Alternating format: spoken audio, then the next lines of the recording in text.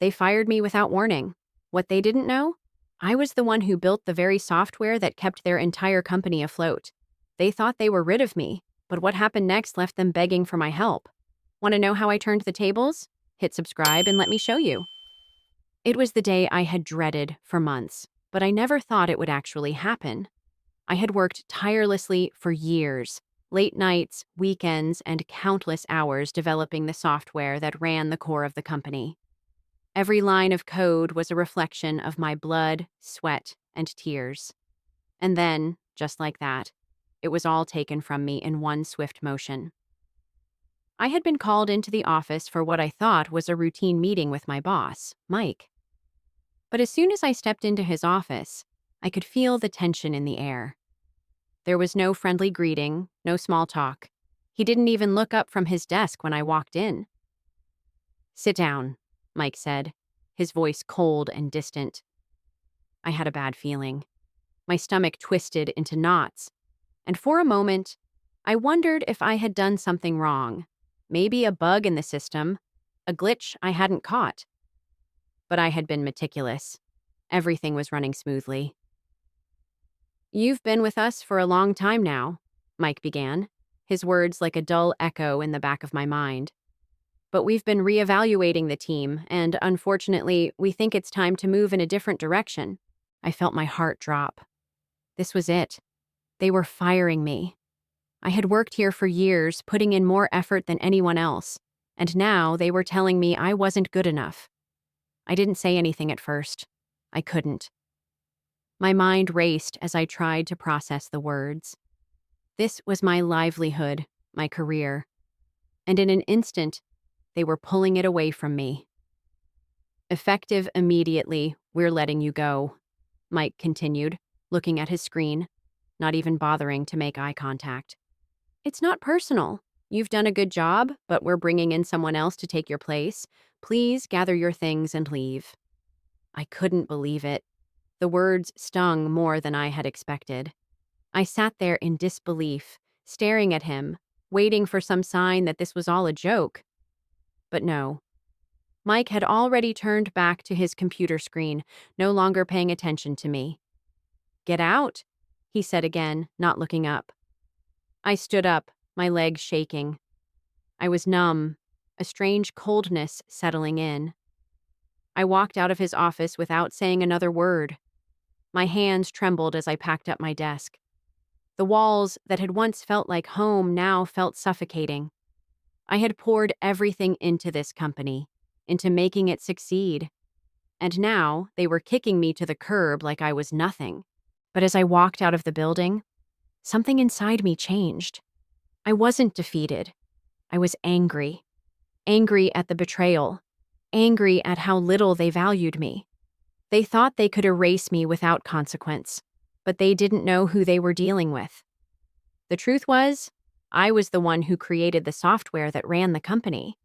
I was the one who had spent years developing every single line of code that powered their operations. Without me, their entire business would crumble. They had no idea how much control I really had. That night, I sat down and started planning. They had fired me, but they had no idea what I had in store for them. The next day, I reached out to a few old colleagues, people I knew were still connected to the company, but who had no idea what I had created. I had to be strategic. I couldn't just walk back into the company and take over. No, that would be too obvious. Instead, I began to quietly lay the groundwork for my return. I had all the tools I needed, all the knowledge, and a whole lot of anger that was fueling me. I started writing emails, contacting people who could help me, planning how I would take back everything they had so carelessly taken from me. I wasn't just going to go down quietly. I was going to make them regret ever underestimating me. The first step in my plan was clear. I needed to take back what was mine, but I had to do it quietly. If I acted too quickly, they'd just brush me off as a disgruntled former employee, someone who was trying to stir trouble. No, I needed to play the long game. I started by gathering information. For the past few years, I had been the one to update the company's software system, making sure everything ran smoothly. I knew the back end better than anyone. From the server logs to the internal tools, I had access to everything, and I knew exactly how everything worked. What Mike didn't realize was that I had built a security backdoor into the software system, a little failsafe in case anything ever went wrong. It wasn't something that was officially documented, something no one else knew about, and now it was my key to everything. That night, I accessed the company's servers. My fingers flew across the keyboard as I worked my way through the system. With the back door, it took only a few minutes to get into the mainframe. The company's entire infrastructure, all of its data, was at my fingertips. The joy I felt wasn't in revenge, not yet, but in knowing that I had the upper hand. I could have destroyed everything in that moment, wiped out years of work and years of the company's data, but I didn't. I wasn't ready to make that move yet. Instead, I downloaded critical files, ones that were linked to ongoing projects, and saved everything on an encrypted drive. The information I had was priceless, and I knew it could be my leverage in the coming days. Over the next week, I kept a low profile. I didn't contact anyone from the company, and I stayed away from social media, not wanting anyone to trace my moves. But internally, I was preparing. I started reaching out to my network, old colleagues, industry insiders, even friends who had left the company over the years. I needed to understand how things had changed since my departure. It didn't take long to hear that the company was already struggling without me. Ryan, the new guy they brought in to replace me, was in over his head. He had been trying to get the software to work, but without knowing the system the way I did, he was floundering. He couldn't understand the complexities I had built into it. There were glitches everywhere, and things were slowing down. In a meeting, employees were already beginning to voice their concerns about Ryan's lack of experience. That was my moment. The next day, I sent an anonymous email to some of the senior management, people I knew were key decision makers. The email contained a detailed report of the system issues that were now apparent. It highlighted exactly how the software was not functioning the way it should under Ryan's leadership. I included the fact that certain important updates hadn't been completed, and that the system was at risk of crashing under the weight of its own outdated code. I knew Ryan would be blamed. There was no way he could fix the issues without my expertise, and he wasn't the type of person who would ask for help. I wasn't just targeting him, though. I was targeting the very foundation of the company's operations. The one thing they couldn't afford was a damaged reputation, and that was exactly what I was creating. A few days later, I got a call from one of the senior managers asking to meet. They wanted to know if I had any advice on fixing the system or if I had any suggestions on how to get the company back on track. I could hear the desperation in their voice. I played it cool, pretending like I was just a concerned ex-employee. I offered a few vague ideas, nothing too specific, but enough to make them think they needed me back in some capacity. The more they asked for my help, the more I realized that they were on the verge of needing me to come back, not just as a consultant, but as someone with full control over the software again. It felt good, knowing I was still the key to everything. But I wasn't done yet. Next, I began making strategic moves. I knew that if I was going to make my return, I had to force their hand. I didn't want them to just beg me to come back. I wanted them to need me, to understand how much they had underestimated my value. Things were starting to spiral for the company. As the software problems grew worse, Ryan was losing confidence. The pressure was taking its toll on him. His meetings were becoming more erratic, and the staff was starting to voice their concerns more openly. I could see it from the outside, from the network of people I had kept in contact with. The cracks were showing. Ryan was just not cut out for this, and I knew it was only a matter of time before the company realized that it needed someone who truly understood the system. Someone like me. I wasn't just going to let the company crash and burn, though. No, I had plans. Big plans. I needed to take full control. At first, I'd been content watching from the sidelines, gathering information, seeing how bad things were getting, and making my moves in the shadows. But now? It was time to make my presence known. I reached out to the one person who could make my return possible, Greg, the Chief Technology Officer. Greg had always respected my work, even if he never quite understood the intricacies of the system I built. He was one of the few people in the company who knew how critical the software was to the company's operations. The moment I reached out, I knew I had his attention. I sent Greg an encrypted message, asking if we could meet. In the message, I casually mentioned that I had noticed the issues with the system, issues that Ryan had been trying to resolve without success. I hinted that I might have some suggestions to help, but I made it clear that the company needed more than just a few fixes. It needed someone who truly understood the system, and that someone could only be me. The meeting was set for the following day, and as I walked into the cafe where we agreed to meet, I could feel the excitement building. This was the moment I'd been waiting for. Greg greeted me with a handshake, his face a mix of curiosity and concern. "I've heard what's been happening," Greg said, his tone wary. "Ryan's been struggling with the system, hasn't he? And the staff is starting to question whether we'll be able to deliver on these projects." I nodded, playing my part. "Exactly. I've heard that things are starting to fall apart. The projects are slipping behind, the team is frustrated, and clients are starting to notice. The worst part? Ryan doesn't even know what's causing the problems. I've been in touch with some of the senior developers. They've been telling me about the bugs that no one can fix." Greg leaned in, his interest piqued. "I know the system is complex, but we've managed before. You did a great job in the beginning. I just don't know if we can fix it without a major overhaul. And Ryan, well, he's not exactly the tech guy, you know?" I kept my voice low, ensuring no one else could overhear. "You need someone who knows this system inside and out. I'm the one who built it, Greg. I know it better than anyone. And I can fix it, permanently, but only if I come back to help." Greg was quiet for a moment, clearly weighing his options. "I don't know. Ryan's not going to like it if we bring you back.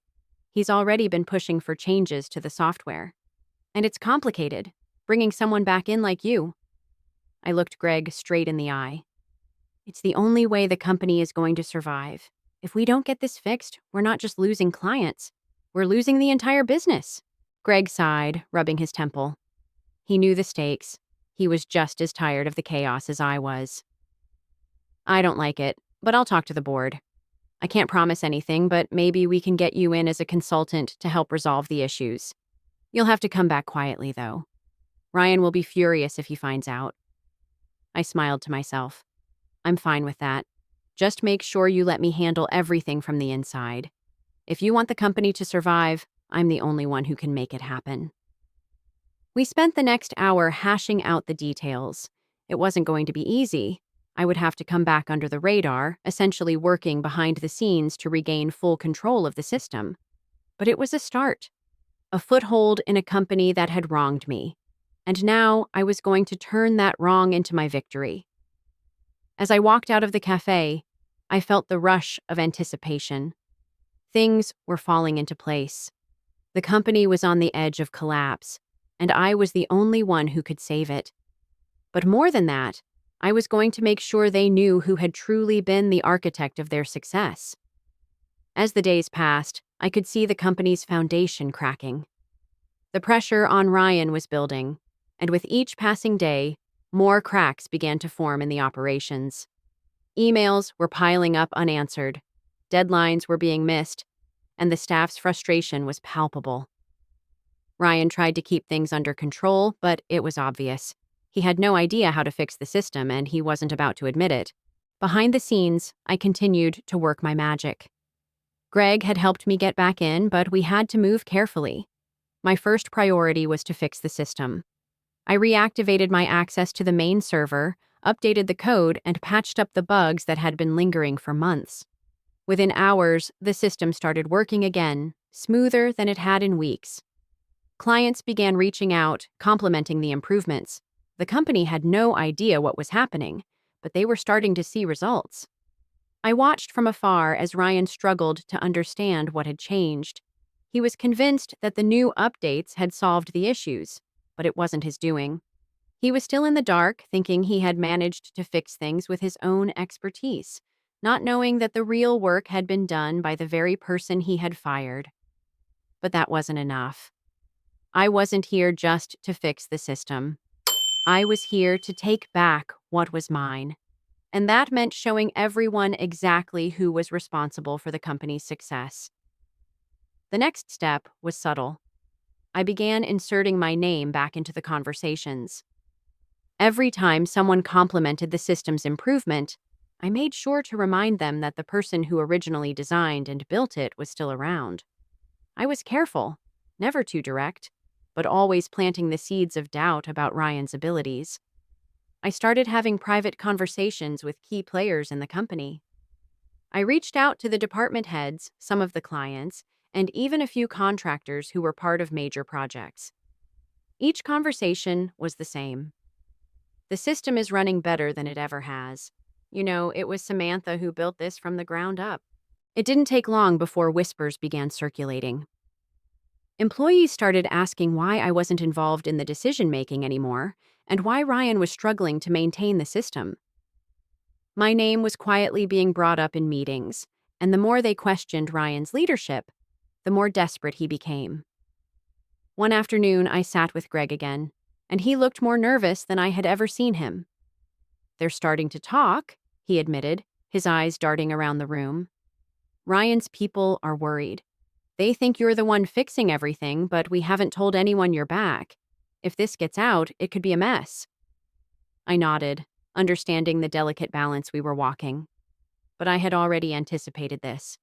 Ryan was losing control, and soon enough, the company would be forced to confront the truth. They needed me, whether they wanted to admit it or not. That night, I made my move. I had one more ace up my sleeve, a backup plan that would expose Ryan's incompetence to the people who mattered most, the board of directors. They had been kept in the dark for too long, and now it was time for them to see exactly what Ryan had been covering up. I compiled a full report detailing the software issues, the missed updates, and the key projects that had failed under Ryan's watch. But instead of just sending it to them, I attached something more: detailed logs of my own work, showing how I had restored the system, fixed the bugs, and improved the performance. It wasn't just a report, it was a message. I sent it to the board members anonymously, knowing full well that once they read it, Ryan's days were numbered.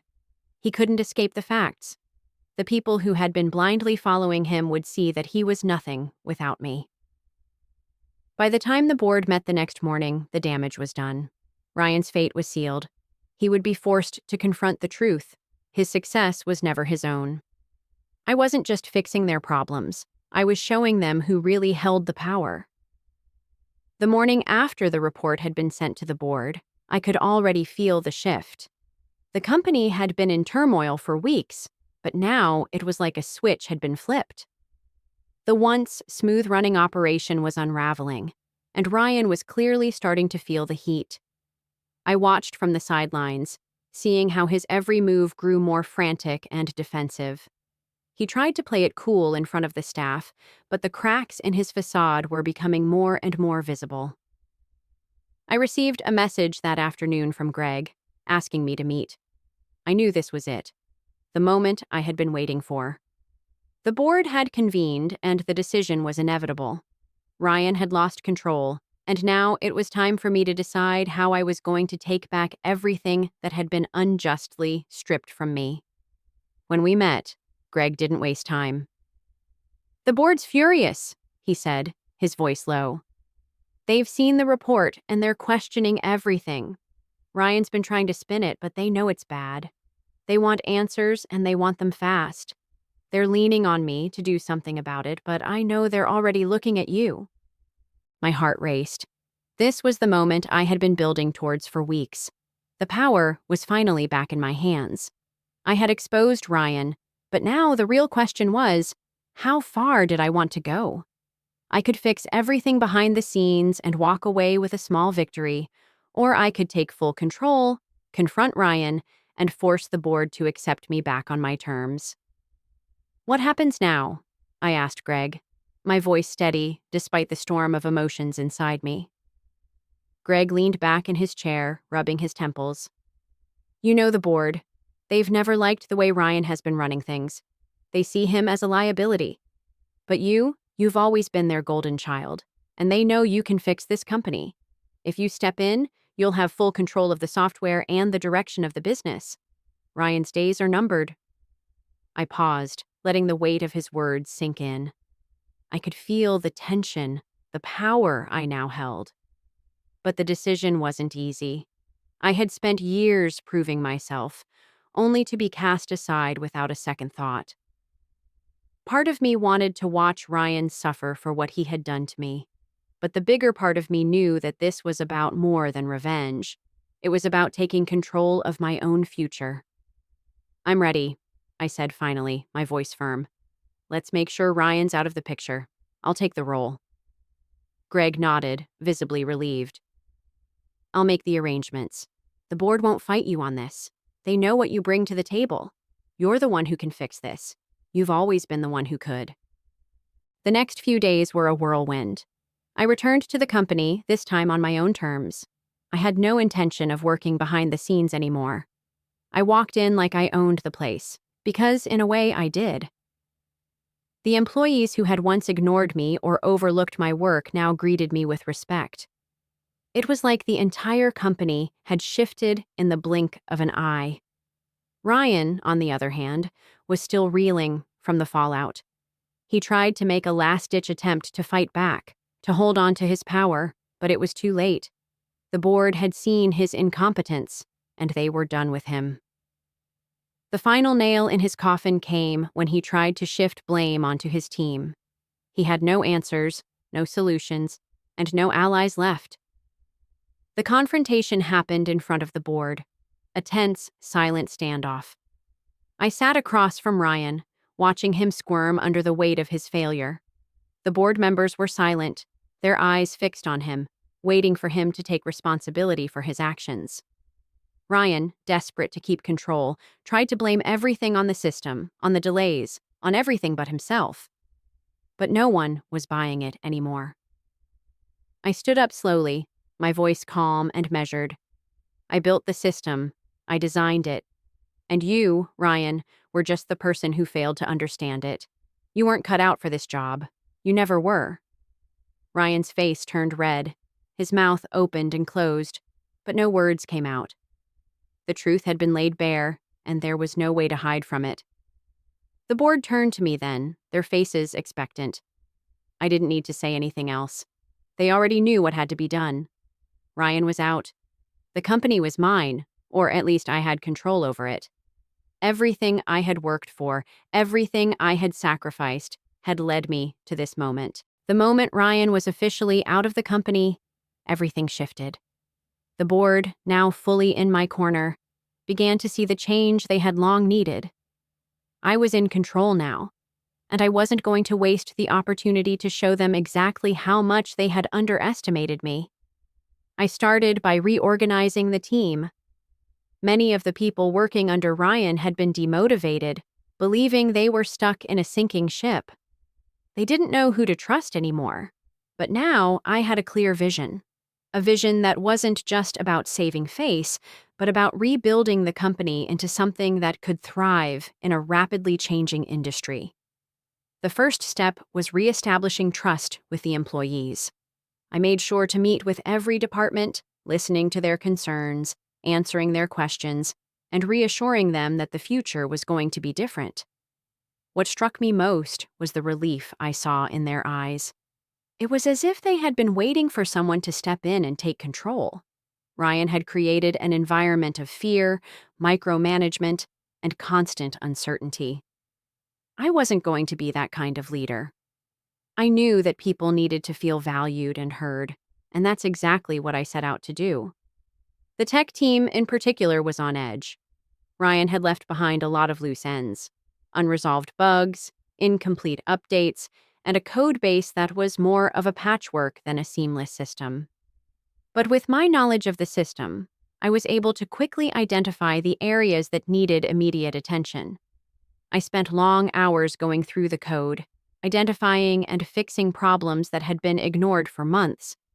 The fixes were subtle at first, but over time, the improvements were undeniable. Within just a few weeks, the company's software was running smoother than it had in years. As I regained control of the operations, I also had to rebuild the relationships with key clients. They had been nervous about the instability caused by Ryan's failures, and many were considering pulling out. But I was determined to reassure them. I took the time to personally meet with each client, explaining the changes we were making and how we were improving our systems. I made sure they knew that they weren't just clients to me, they were partners. Slowly but surely, I began to win back their trust. By the end of the month, most of the major clients had decided to stay with the company, and some even expressed interest in expanding their contracts. But the real victory came when the company's internal culture started shifting. I wasn't just fixing the technical issues anymore, I was fixing the toxic environment that had been cultivated under Ryan. Employees were starting to feel valued again. They were excited to come to work, knowing they had a leader who cared about their input and their well-being. It felt like a revolution, but it wasn't about me. It was about empowering the people who had been there all along, who had been stuck in the shadows, just waiting for a chance to show what they could do. The company was beginning to thrive again, but I knew there was still a long road ahead. There were still kinks to iron out in the system, still clients to win back, and still people who doubted my ability to fully take over. But I had already proven to myself that I could do this. The fire in me, the one that had driven me to create the software in the first place, had been reignited. And this time, it wasn't about proving my worth to anyone else. It was about taking the company where it was meant to go.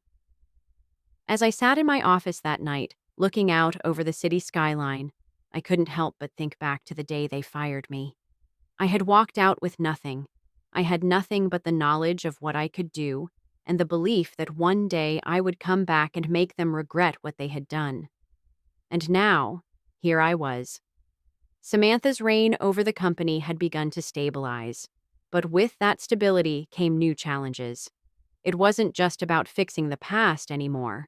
It was about securing the future. She had regained control of the software system, improved the internal culture, and earned back the trust of the key clients. But there was still the looming question of whether the company could grow beyond what it had been under Ryan's leadership. She was no longer just managing a business. She was now the visionary, the one responsible for the company's direction and success. Every decision she made carried weight, and every move she made needed to be calculated. There was a constant pressure, but it was one she embraced. For the first time in a long time, Samantha felt she was truly in control of her destiny. However, the road to progress wasn't without its hurdles. Even with the improvements she had made, there were still doubts about her ability to take the company to new heights. Some of the employees, particularly those who had been loyal to Ryan, were still resistant to change. They didn't see her as the leader they needed, and that was something Samantha knew she had to prove. Again. To solidify her place, Samantha decided to launch a new initiative that would not only prove her leadership skills, but also elevate the company's presence in the market. She wanted to move beyond just fixing the software and catering to existing clients. It was time to innovate, to bring new ideas to the table. She knew that without innovation, the company would remain stagnant. She reached out to some of her old contacts, colleagues from her earlier years in the industry who had gone on to build their own successful tech firms. Samantha wanted to create something that would set her company apart. Her vision was clear. She wanted to develop a cutting-edge software suite that would not only help businesses like hers streamline their operations, but also introduce new, disruptive technologies that would put her company at the forefront of the industry. But convincing the board to back this bold move wasn't easy. There were still some who believed in playing it safe, in sticking with the traditional business model that had worked in the past. Samantha needed their support, but she knew that to succeed, she had to convince them to take a risk that could either propel them to new heights or cause them to stumble. In a tense board meeting, Samantha laid out her vision. She showed them the research, the projections, and the potential. She didn't just sell the idea, she sold the future. This wasn't about staying comfortable. This was about becoming a leader in the tech industry, about building a legacy. The board was silent for what felt like an eternity before one by one they nodded in agreement. It was a turning point. The company was going to take a risk, and it was Samantha's idea that would lead them there. But it didn't stop there. There was still the challenge of getting her employees on board, of convincing them that the change was necessary. She knew that without their support, the initiative would fail. Samantha called a company-wide meeting the following week, where she addressed everyone, from the new hires to the longtime employees. She spoke with passion and conviction, explaining how their success depended on their willingness to adapt and innovate. She made it clear that this was a team effort and that they were all in this together. The employees listened intently, some skeptical, others excited. But when the meeting ended, Samantha could see the shift in the room. There was a spark, a sense of unity that hadn't been there before. Things were changing. It wasn't just about revenge anymore. It wasn't about getting back at those who had betrayed her. Samantha had bigger goals now. Goals that were about growth, about leading a company that could make an impact in the world. However, as she continued to push forward with her vision, she couldn't help but think back to the moment Ryan had fired her. She had walked away, angry, hurt, and determined. But now, as she stood on the precipice of something bigger, she realized that it wasn't about the past anymore. It was about what she was building now and how far she could take it. Her journey wasn't over. It was just beginning. Samantha's decision to push forward with her new initiative was a risk, but one that was beginning to pay off. The new software system, designed to revolutionize the way businesses approached their operations, was taking shape. It wasn't just a product, it was a vision for the future, one that positioned her company as a leader in innovation and technology. But as the project gained traction, the pressure increased. The stakes were higher, and Samantha had to navigate the complexities of growing a business while dealing with the emotional toll of being the driving force behind such a massive change. At first, things were going smoothly. The board had given their approval, the team was on board, and clients seemed excited about the new direction. But with success came new challenges. There were supply chain issues, technical setbacks, and, most importantly, skepticism from some longtime employees who had been used to the old ways of doing things. They weren't sold on the idea of change, and their resistance began to slow progress. Samantha wasn't one to back down easily. She scheduled regular check-ins with her team, making sure that any concerns were addressed quickly. She found herself spending more and more time in the trenches, working alongside the developers and engineers, showing them that she was just as committed to the project as they were. She knew that if the team saw her dedication, they would be more likely to follow her lead. She wasn't just a boss, she was a part of the process, working just as hard as they were to make the vision a reality. But the resistance wasn't just coming from the employees. External competitors were beginning to notice the shift in the market, and some of them weren't happy about it. One of the larger companies in the same field, which had always overshadowed Samantha's company, began to make moves to discredit her work. They started spreading rumors about the new software, claiming it was untested and unreliable. There were even talks about legal action, as the competitor accused Samantha's company of copying their proprietary systems. At first, Samantha felt the weight of these threats. She had worked so hard to get to this point, and the idea of a competitor trying to take her down felt like the ultimate betrayal. But she quickly realized that this was just another obstacle to overcome. The very fact that the competition felt threatened by her work was a sign that she was doing something right. Instead of shrinking away from the conflict, Samantha decided to confront it head on. She gathered her legal team, worked with her developers to ensure the software was airtight, and started preparing a strategy for dealing with the backlash.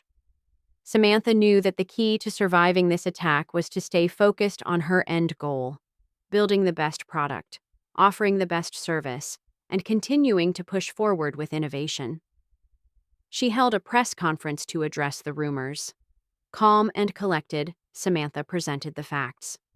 She spoke about the integrity of her company, the innovative nature of the software, and the countless hours spent ensuring that it was nothing short of perfection.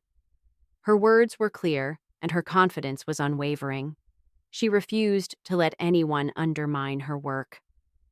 By the end of the conference, the doubts were silenced, and the public perception of her company was stronger than ever. The legal threat from the competitor slowly faded as they realized they had no real case. Samantha's company continued to grow, but more importantly, she had proven that she wasn't just a leader in technology, she was a force to be reckoned with in the business world. She had faced challenges from every direction, but each time she had turned them into opportunities. But as she stood in front of her team, watching the product come together, Samantha knew that her work was far from over. She had proven herself, but the real test was still to come. She had to continue leading with the same passion, the same focus, and the same belief in the company and its future. The journey was long, but Samantha had learned that success was not just about achieving a goal. It was about the determination to keep moving forward, no matter what obstacles stood in her way. As the weeks passed, the company continued to grow, but so did the pressure that came with managing such rapid success. Samantha had built the software that had not only saved her company but had redefined its place in the industry. Yet now, as her company became more well-known, the demands grew. Her team was larger, her clients were more high-profile, and the competition was starting to take notice. Samantha knew she couldn't just ride the wave of her current success. She needed to make sure the company kept pushing forward. She was no longer just fighting to prove herself. She was fighting to ensure the future of the company she had resurrected. The stakes were higher than they had ever been. Every day presented a new challenge. She found herself juggling not only her vision for the company, but the growing team that had to be managed, motivated, and developed. She was no longer just the person who built the software. She was the leader of a successful tech company. She attended board meetings, dealt with clients, and spoke at industry events.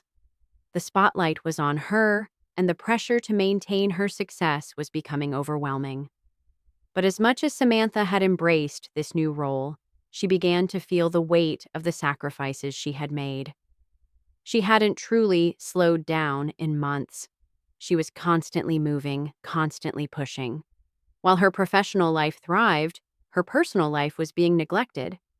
Ben had been more patient than anyone could have asked, but he too was starting to feel the distance between them.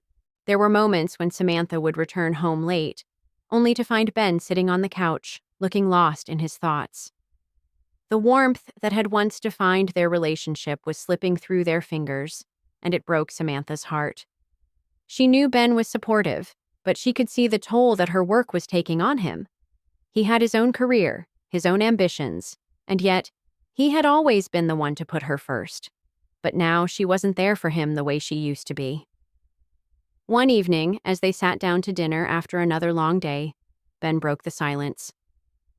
"Samantha, I get it," he said quietly, looking at her with tired eyes. "I know how important this company is to you. I'm proud of everything you've accomplished. But when do I get to see you? When do we get to be together without work getting in the way?"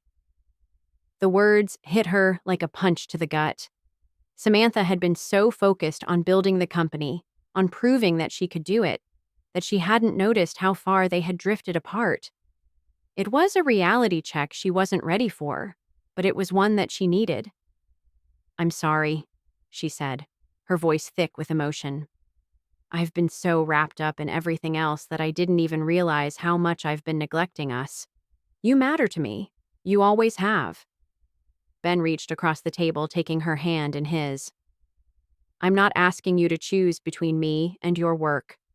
But if we're going to work, we need to work together. We both deserve that. The conversation lingered in Samantha's mind long after it was over. She had been so consumed by her professional success that she hadn't given Ben the attention he deserved. But now she knew that she had to change, not just for him, but for herself. She couldn't keep sacrificing everything in pursuit of success. She had already built something great, but the people she loved mattered more. The next morning, Samantha woke up with a clear resolution. She needed to find a way to balance her passion for the company with her personal life. She could still be the leader she wanted to be, but she had to prioritize the people who had been there for her from the beginning. She couldn't keep pouring from an empty cup. Her first step was scheduling regular breaks, even if they were short. She began blocking off weekends for Ben, no work allowed. She also started delegating more tasks to her trusted team, allowing herself the space to take a step back. It wasn't easy. There were days when she felt like she was letting go of control, but she quickly realized that her team was more than capable. They were growing into their roles, and that gave her the freedom to step back, without feeling like she was abandoning her responsibilities. Her relationship with Ben started to improve as well. The more she made time for him, the more they were able to reconnect. They had long talks, went on trips, and shared moments that had been missing for far too long. They were rebuilding their bond, and Samantha knew that with the right balance, they could continue to grow together, both personally and professionally. As Samantha navigated the delicate balance between her career and her personal life, she realized just how much growth was required in both areas. The company continued to thrive, but new challenges emerged. The software that had originally been a lifeline for the company now needed constant updates to keep up with the ever-evolving tech landscape. She couldn't afford to let the company fall behind. Innovation was critical, but it was also demanding. Despite delegating more responsibilities to her team, she found herself working late into the night more often than she had anticipated. There were moments when she felt like she was slipping back into old habits, pushing her career to the forefront at the expense of her relationship. But she couldn't deny the fact that she had been making progress, and it was clear that her professional success was now directly linked to the choices she made in her personal life. Ben, always supportive, had noticed the changes in Samantha. While he appreciated the new balance she was trying to create, he could see that she was still struggling to find equilibrium.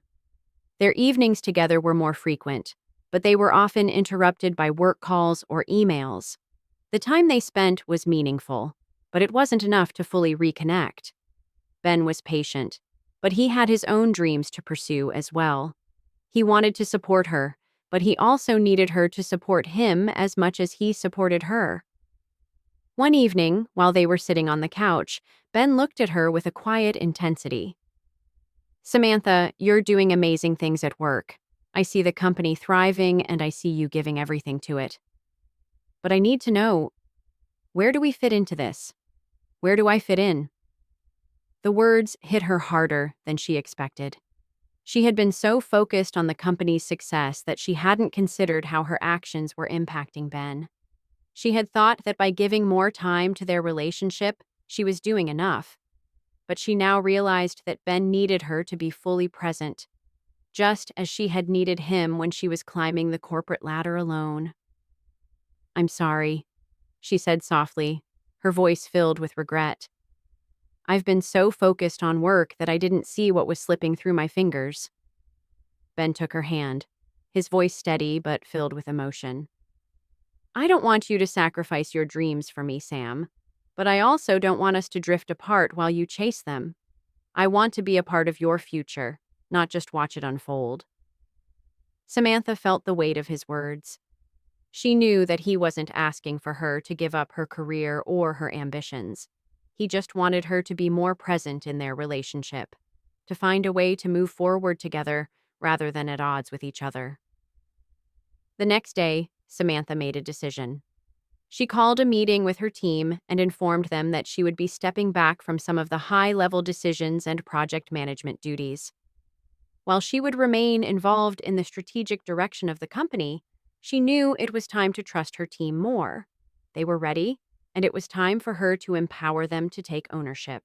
At home, she started carving out more personal time, prioritizing Ben and their relationship without compromising her professional goals. They planned weekends away, unplugged from work, and reconnected. Samantha found that taking these small steps helped her reconnect with the things that truly mattered. Her relationship with Ben began to heal. They were learning to grow together, not in competition with one another, but in mutual support. Samantha realized that the company wasn't the only thing that needed nurturing. Her personal life required just as much care and attention.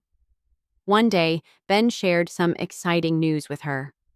He had been offered a new opportunity in his field, one that aligned perfectly with his passions.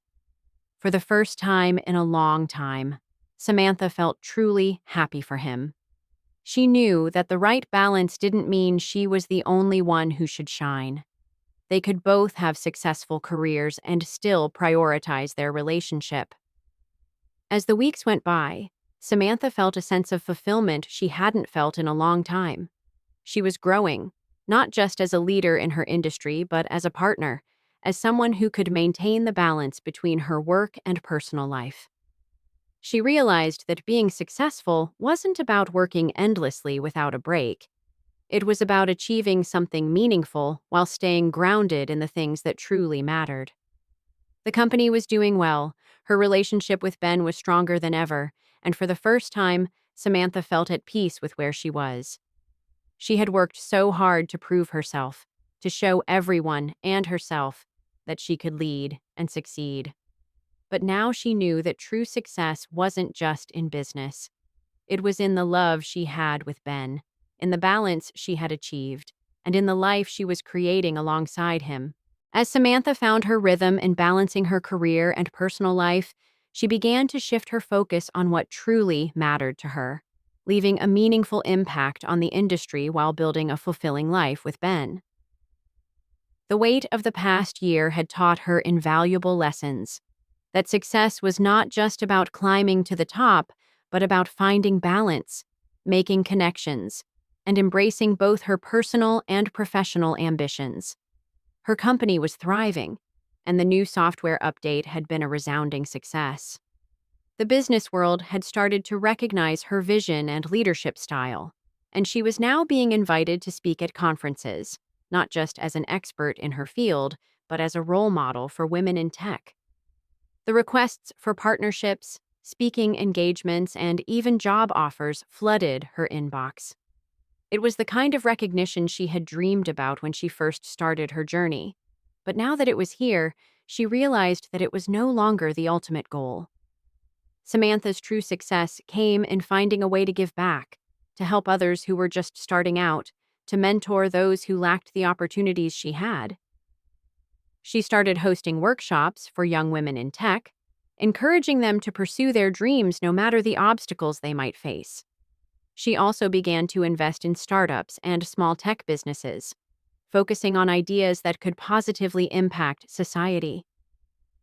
The sense of fulfillment she got from helping others succeed was unlike any professional victory she had ever known. While her career flourished, her relationship with Ben continued to grow stronger. They found themselves traveling more, exploring new places and cultures, creating memories that felt just as important as any achievement in the boardroom. Ben, too, had found his stride, and his career had taken off in ways that surprised even him. They had become partners not just in love, but in life, each supporting the other's ambitions while finding time to simply enjoy each other's company. But as much as things seemed to be going well, there were still moments when the strain of balancing it all came creeping back. Samantha often found herself buried in work, struggling to keep up with the never-ending demands of running a company while staying active in her community projects. Even though she was delegating more tasks, the pressure to maintain momentum sometimes felt overwhelming. In those moments, she reminded herself of the value of what she had built, not just the company, but the life she had designed for herself and for Ben. One evening, while preparing for an important conference presentation, Samantha sat down with Ben to talk. "I've been thinking," she began, looking at him across the dinner table, "about how much I've changed this past year. I used to think success was all about the next project, the next big deal, the recognition. But now I realize it's more than that." Ben looked at her, his expression soft. "It's about balance, isn't it?" Samantha nodded. "Yeah, it's about creating something that not only helps people but leaves room for the things that matter most, like us, our future, our time together. I don't want to keep running myself ragged just for the sake of a title. I want to build something that lasts, but I also want to enjoy the journey with you." Ben smiled, reaching across the table to take her hand.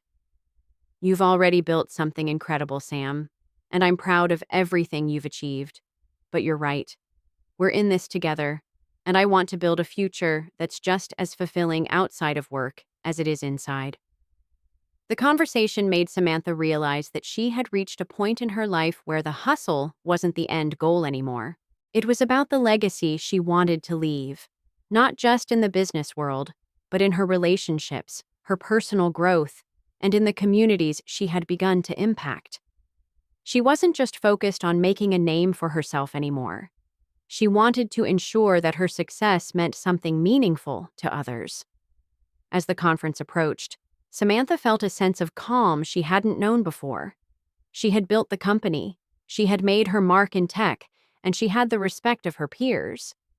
But more than that, she had a life filled with people who truly mattered, and that was the ultimate success. She didn't have to choose between work and personal life. She could have both, as long as she continued to set boundaries, prioritize what mattered most, and surround herself with the right people. The day of her presentation arrived, and as she stood in front of the audience, ready to speak about her experiences and the future of technology, she realized that this was the culmination of her journey. Not just as a businesswoman, but as a person who had grown, adapted, and embraced the full spectrum of life. She had arrived at a place of peace, and that, in itself, was the greatest achievement of all. Samantha had come a long way from the days when she was underestimated and sidelined. She had proven herself in every way, both professionally and personally. Her company had become a leader in the tech industry, recognized not just for its cutting-edge software but for its ethical approach to business. She had crafted a vision, and through hard work, perseverance, and an unwavering belief in herself, she had seen that vision become a reality. But now, as she sat in her office, looking out over the skyline of the city she had spent so many years building her empire in, she realized that the most significant victories weren't the ones that came with a paycheck or a prestigious award. They were the moments of personal growth, the bonds she had forged with Ben, her family, and the people she had mentored along the way. Ben had been by her side through it all. They had faced their struggles, found their way back to each other, and together had built a partnership that was based on mutual support, understanding, and respect. They both continued to thrive in their respective careers, and while they both faced challenges, they learned to navigate them together. The life they had built wasn't perfect, but it was real, and that was enough. The company, now more stable than ever, was on the path to greater success. Samantha's leadership had brought a new sense of innovation, and her decisions had led to the company's growth in a way she hadn't imagined. It wasn't just about being a boss anymore. It was about leading with purpose and integrity. Samantha had surrounded herself with a team that believed in her vision and felt the same responsibility to the company's success. But in the quiet moments, when the weight of the world didn't feel so pressing, Samantha allowed herself to reflect on how far she had come. The days of feeling overshadowed and disregarded by the people who once doubted her were far behind her. She had reclaimed her power, not just in the office but in her own heart. As the years passed, Samantha began to find balance not just in her work, but in her ability to give back to the world.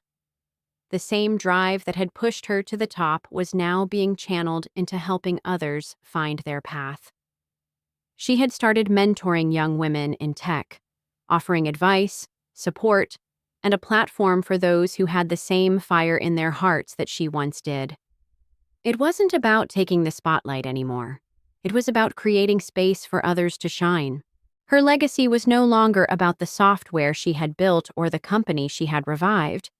It was about the lives she had touched, the people she had helped grow, and the love she had fostered with Ben, her family, and her colleagues. Samantha knew that true success came when you could give as much as you took, when you could inspire others to reach their full potential. The fire that had once burned inside her to prove herself to the world had been replaced with a quieter, stronger drive to create something lasting. She wasn't just a businesswoman anymore. She was a leader, a mentor, a partner, and, most importantly, someone who had learned to live life with purpose. As she stood in front of a room full of young women at a conference she had organized to help them get their start in the tech world, Samantha felt something deep inside, a sense of peace, knowing that she had done more than just succeed. She had made a difference. And with that realization, she smiled, knowing the journey wasn't over, but it had been worth every step. Her story, her legacy, wasn't defined by the software or the deals she closed. It was about the choices she made to balance success with love, growth with humility, and ambition with kindness.